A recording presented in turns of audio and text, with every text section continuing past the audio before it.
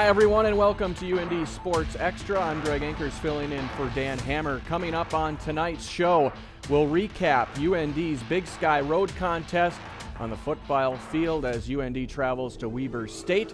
Coach Bubba Schweigert will be back with us here momentarily to break it all down. And we'll introduce you to a senior goaltender on the UND women's hockey team. She's a key catalyst between the pipes. We'll share the story of Shelby Amsley-Benzie with you in a little bit. And the UND High Performance Center takes another step towards the completion of Phase 1 of their construction project. But we start on the football field, and head coach Bubba Schweigert returns. Bubba, good to be back talking some football with you. A challenging road contest in the Big Sky this past weekend at Weber State. You fall 25-24.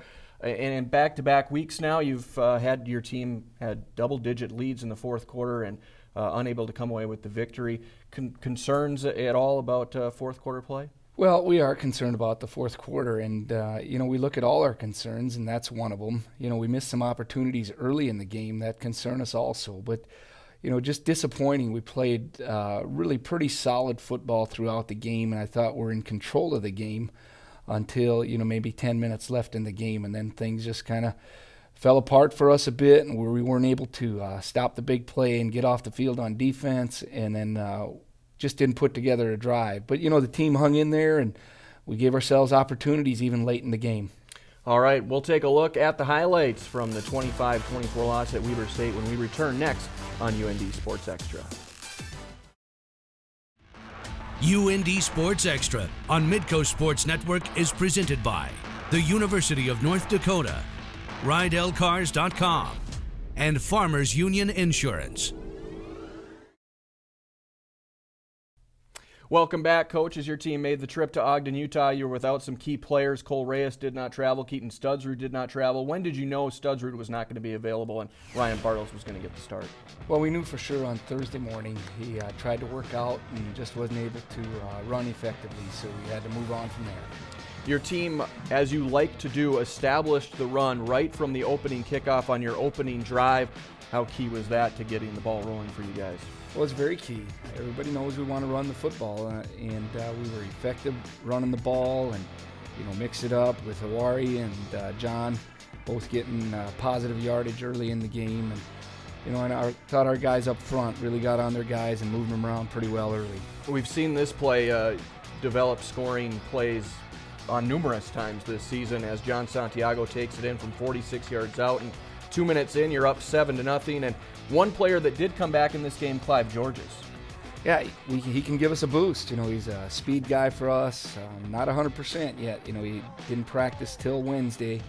And, it was good to see him back on the field, and we hope to get him more involved as we move through the season. His first game back since the season opener at Wyoming. How did you feel Ryan Bartles settled into this game early on, Coach? Well, he was pretty sharp early. We were moving the chains, and, we put a lot on our quarterback to get us in the right run play, and that's a big part of the responsibilities. And taking what the defense was giving us early, and I thought he got off to a really good start. He hits Luke Stanley for 11, then Zach Adler, as you saw, for 6, and then here's a nice pass from Bartles to Miguel Saratino, 47 yards to pay dirt, and it's 14-3 North Dakota. Yeah, really a well-executed play. Miguel got the one-on-one and turned the corner around, and Ryan laid it out there so he could go run and get it. And your defense doing a good job limiting Weber State, at least preventing them from getting big plays early on. And that was key to the game, which we know we can do that throughout the game. The chances of getting a positive result are really high. But, their quarterback, very talented. We sacked him a couple times the first half, and he didn't have any long scrambles. Dio Ito with the nice open field tackle here. You pin Weber State back near their own goal line here in the second quarter, and they're going to get off a good punt here after that play, but John Santiago with an even better return goes 38 yards to put you in good field position. Yeah, they rugby punt, so we went with a 2-deep return and got a really nice return from John here and put us in scoring position. I thought this was a turning point in the game that we came up empty here after getting down in there on the goal line. It's an opportunity for you to go up by 3 scores. Brady Oliveira with a 9-yard run there, but on 3rd and goal, Ryan Bartles feels some pressure, and he's going to get sacked for a 7-yard loss. Reed Taubenheim then subsequently misses a 34-yard field goal, but middle of the second quarter now, you're going to get another chance and another crack at extending this lead. Still 14-3. Bartles goes for 10 here. How did you feel the offensive line was doing its job to this point? I thought we were real solid. We were protecting the passer in the throwing game, and really no poor run plays. We were able to move the ball and establish the run game, and that starts up front. Santiago rattles off 5 and then gets another tough 6 here. Reed Taubenheim then comes in and redeems himself immediately on your following possession with a 39-yard field goal as you extend the lead to 17-3 at the half. A character play by Taubenheim to come right back and make that field goal. Yeah, he's a good kicker, and I've always said I really like his demeanor. You know, he doesn't get too high or too low when he hits a big kick. He keeps it in perspective and knows his job's to score points for us anytime we get down in the scoring range. You're up 2 scores at the half on the road, tough environment. What's your message at halftime? It has to be pretty positive, doesn't it, to that point? Yeah, we wanted to come out and score first, and we knew they were going to get the second half kickoff, so we really challenged the defense to get the ball back and really wanted our offense to establish that run game again and get back out there and control the tempo of the game. So as you start the second half with that 2-touchdown lead in the third quarter, your defense continuing to do a solid job shutting down the running attack that Weber State wanted to establish. Yeah, and they came out and they went a little up-tempo on us, which we handled pretty well, you know, after the first play. That was disappointing. They changed the field position, but we settled down and really played pretty solid defense. Your first possession of the second half, then you start back on your own 2, and Ryan Bartles, of all people, gets you out of trouble here with a 32-yard scamper. He can run the ball a little bit too, can he? Oh, it was well executed, and that was a huge play for us. You know, we were backed up, and to change the field position, we thought this was a big point in the game that our offense really did a good job getting some first downs and getting us out of that at our own end. Bartles to Luke Stanley there for 12. Then John Santiago is going to go back to work for 9. And another really solid day for your freshman running back. And this is going to lead to another third down point where Weber State's going to get more pressure on Bartles and take you out of any opportunity for a field goal here. Yeah, we just got beat on a one-on-one there, and you know that's going to happen at times. Boy, down in that end, we just got to try to avoid that and somehow get rid of the ball or protect better and get some points. And this leads to a big Weber State drive then later in the third quarter. Jadrian Clark to Daryl Denby covering 42 yards here. Denby was a handful for you on Saturday.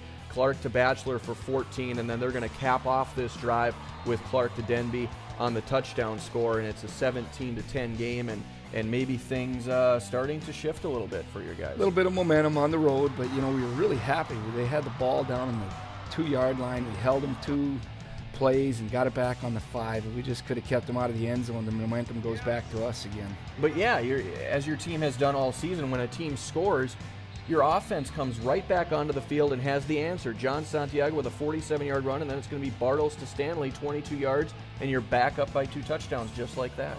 Big answer by our offense here, and you know, this was the first play of the fourth quarter, and to go up 2 scores again on the road, we have the momentum back. Weber State's offense, though, still kicking, and it was the passing game that was still dialed in. Clark to Drew Batchelor for 18 yards covering here, and then Clark's going to get his next touchdown pass here covering 38 yards, and it's a 24-19 game after they missed the 2-point conversion.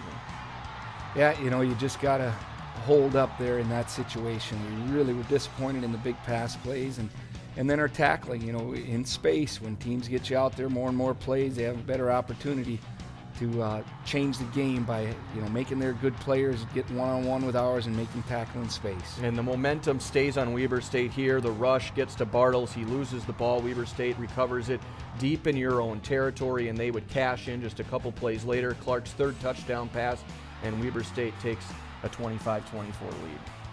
Yeah, you know, disappointing that we turned it over. You got to take care of the football, and then we lost so much yardage on it too. But our defense, you know, there's where we got to come out and force a field goal and keep the lead, and we just didn't do it. Your defense does give your offense another opportunity with under 5 minutes to go. Jameer Irvin-Sills forcing the fumble, recovered by William James, but on the ensuing drive with less than 3 minutes to go in the game now, Bartles here just not on the same page with Luke Stanley, was he?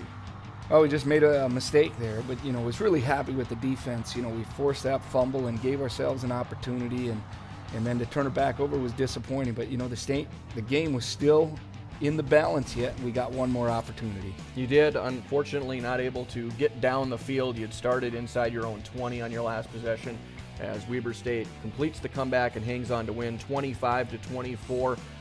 Disappointing road loss for your team, and your players know afterwards that they didn't put a full 60 minutes together this week.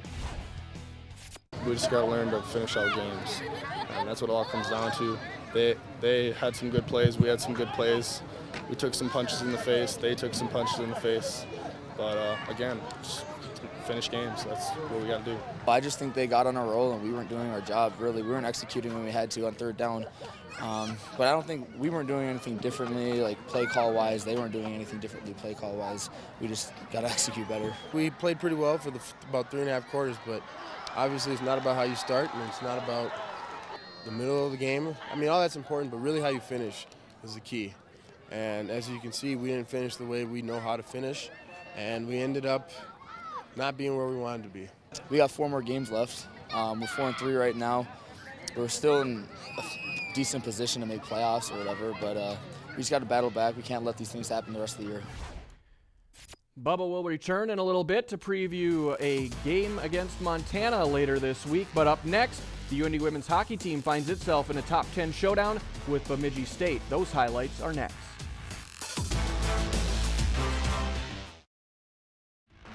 UND Sports Extra on Midco Sports Network is presented by the University of North Dakota, RideLCars.com, and Farmers Union Insurance. The UND women's hockey team, off to its best start in program history, had a top 10 showdown in a home-and-home series with Bemidji State this past weekend. The series started at the Sanford Center in Bemidji on Friday night, where UND and Bemidji skated to a scoreless tie all the way through overtime. UND would go on to get a goal in the shootout to win the shootout 1-0 and get the all-important bonus point in the WCHA standings. On Saturday, the series shifted to Ralph Engelstad Arena, and after just 8 combined shots in the opening period, UND grabs the lead in the second on the power play. Amy Menke with the rebound here from the shot from the point. Menke's first goal of the year. She entered the weekend leading the NCAA with 7 assists, but gets her first goal there, and it's a 1-0 lead. It would stay that way until 1:56 left in the third.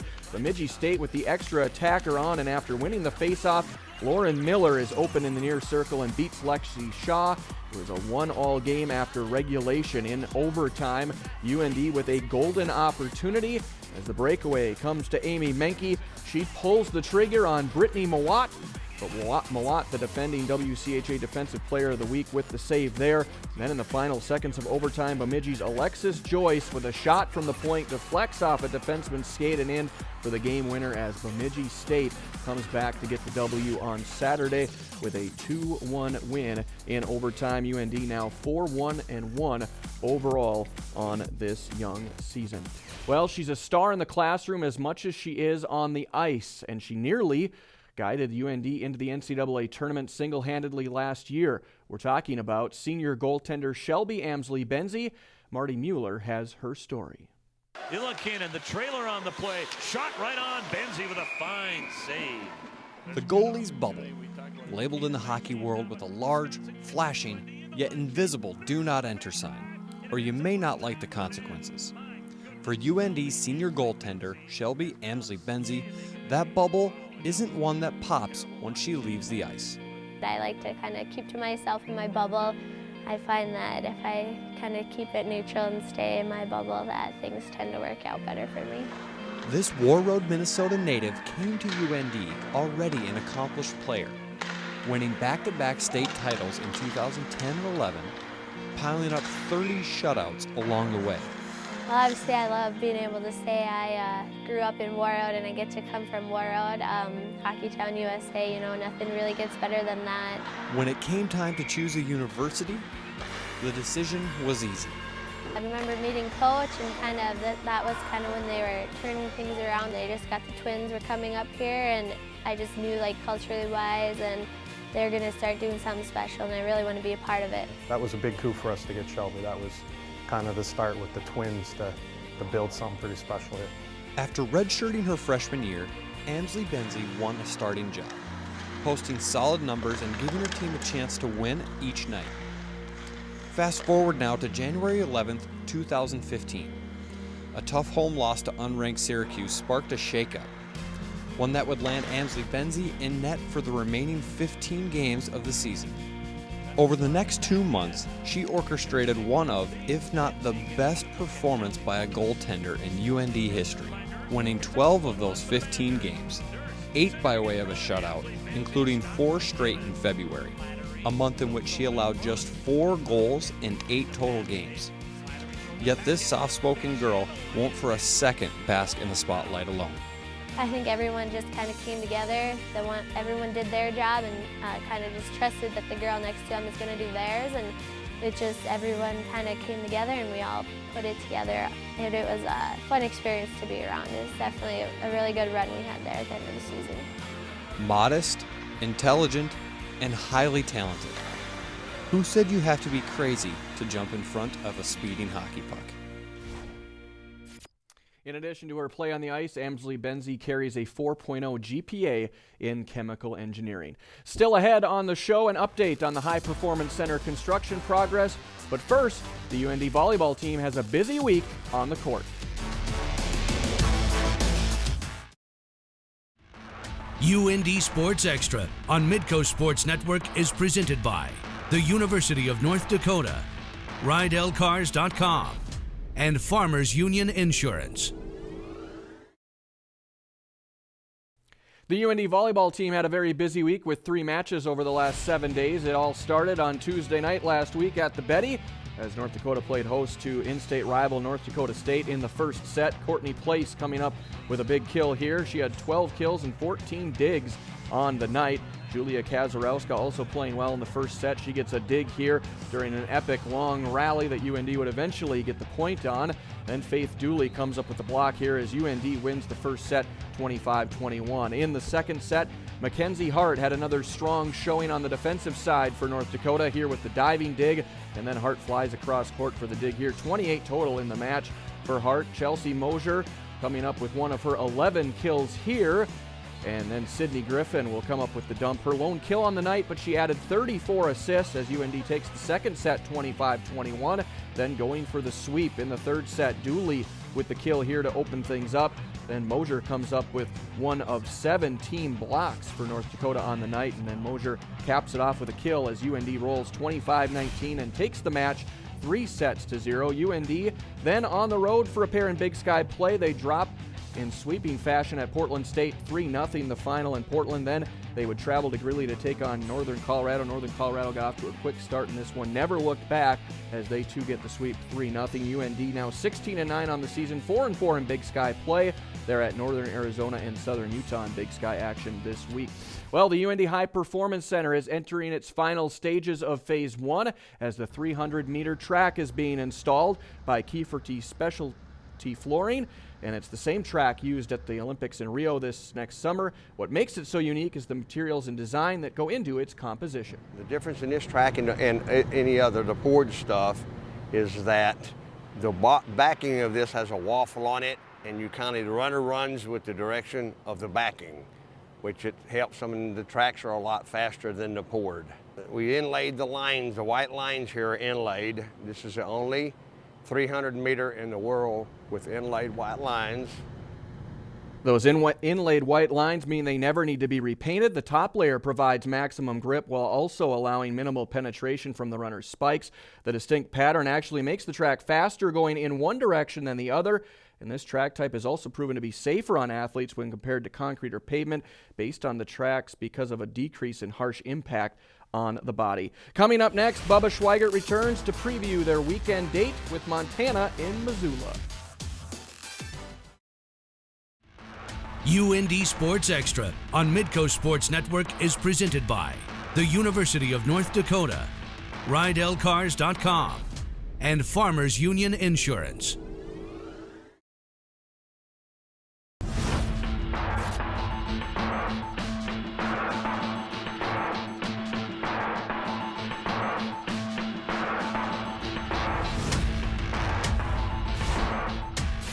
We welcome back head coach Bubba Schweigert. And Bubba, as your team goes back on the road to Montana this week, any players that you expect to be back in the lineup this week that have been missing? Well, we'd hope to get Cole Reyes back, and Clive Georges, after being out on the practice field, a few days, we'd hope he's more involved and getting better as we move along.